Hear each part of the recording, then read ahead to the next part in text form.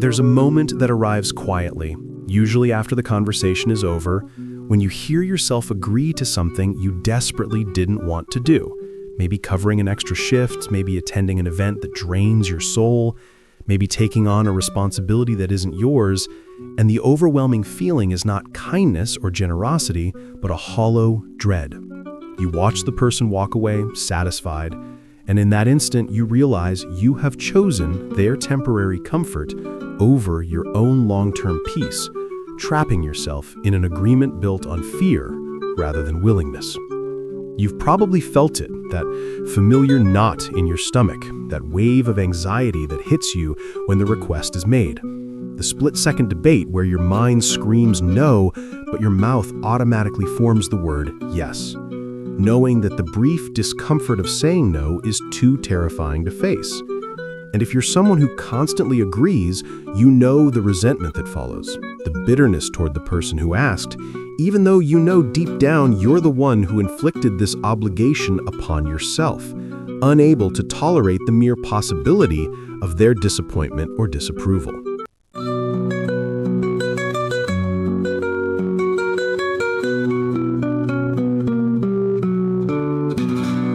People who can't say no aren't passive or weak.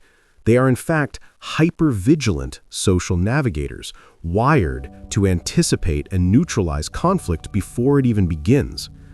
They are not controlled by a lack of willpower, but by a profound fear of rejection, a belief, often subconscious, that their value is directly proportional to their usefulness to others, that if they stop serving or stop agreeing, they will become instantly unlovable, irrelevant, or abandoned.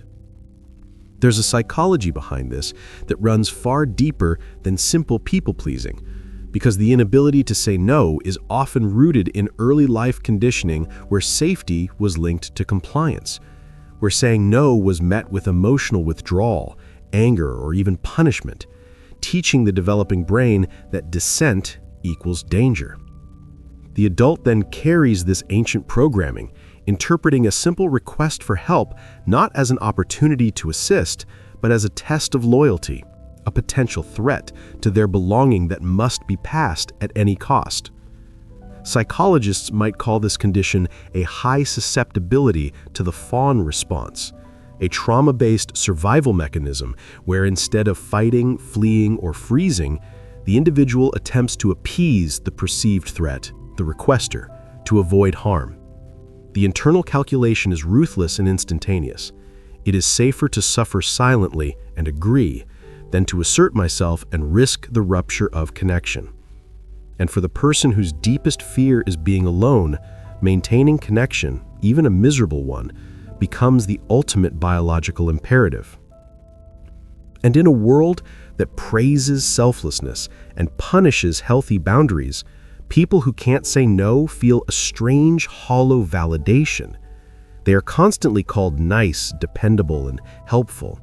Yet these labels feel like chains because they know the kindness is coerced, that the generosity comes not from a place of abundance, but from a deficit of self-respect. They are praised for sacrificing themselves, which only reinforces the destructive belief that their sacrifice is necessary for their social survival. But here's the insidious thing about saying yes when you mean no. It doesn't build real intimacy.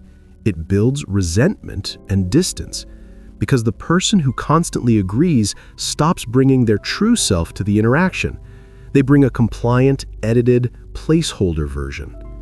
And eventually, the giver feels profoundly misunderstood, and the taker feels subtly manipulated by the unspoken bitterness beneath the compliance. Most people who struggle with boundaries developed this pattern not because they lacked a spine, but because they lacked a model for healthy self-assertion. They watched parents or caretakers constantly prioritize others, or they learned that their own needs were secondary to the emotional regulation of the adults around them. Their brain concluded that the only way to keep the peace was to make themselves small, to minimize their needs, and to always be the person who is fine and available. It is made worse by the fact that the people who never say no become magnets for those who seek to exploit, Not necessarily malicious exploiters, but simply those who are comfortable living in their own zone of ease, and who intuitively detect the boundaryless person who will take on their burdens without complaint. The more you say yes out of obligation, the more you attract those who see your compliance not as kindness, but as a reliable resource to be drained, and the cycle of burnout accelerates. There's a particular kind of exhaustion that comes from constantly operating outside your own boundaries, because you're not just performing tasks for others, you're constantly performing the role of the agreeable person, having to mask your fatigue, your irritation, your real opinions, all to maintain the facade of effortless willingness. And that performance is its own form of cruelty, leaving you feeling like a fraud who is constantly running on an empty tank. So the strategy they developed to survive is a subtle form of avoidance. They become martyrs. They complain about being too busy. They subtly hint at how much they are doing for others, not because they want recognition, but because they desperately want someone else to notice their exhaustion and rescue them from the very obligation they created. But the rescue never comes because the image they project is one of competence and endless capacity. I remember the first time I heard the phrase, "A boundary is a consequence with a loving tone." I was exhausted, having spent a month doing favors and covering shifts for people who would never reciprocate. And the realization hit me. My inability to say no wasn't saving relationships, it was destroying my capacity for joy.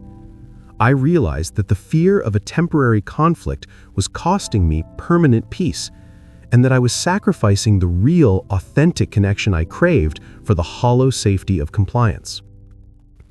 If you struggle to say no, you know this moment. That deep desire to change, coupled with the terror of uttering the single word that could shatter the fragile harmony you've worked so hard to maintain. You know that saying no will feel like tearing yourself away from something essential, even though you know that essential thing is killing you. The hardest part about the journey is recognizing that when you say no to a demand, you are not saying no to the person, you are saying yes to yourself, and that the discomfort you feel in that moment is not a signal of wrongness, but a signal of growth. The feeling of a new, stronger boundary line being drawn. You are choosing your true self over the projected image of the agreeable helper, and that choice feels like a seismic shift.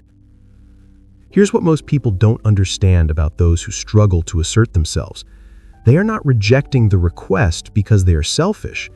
They are often rejecting it because they are already depleted. They are not saying, "I won't help." They are saying, "I physically, mentally, or emotionally cannot help right now because I am operating at a deficit."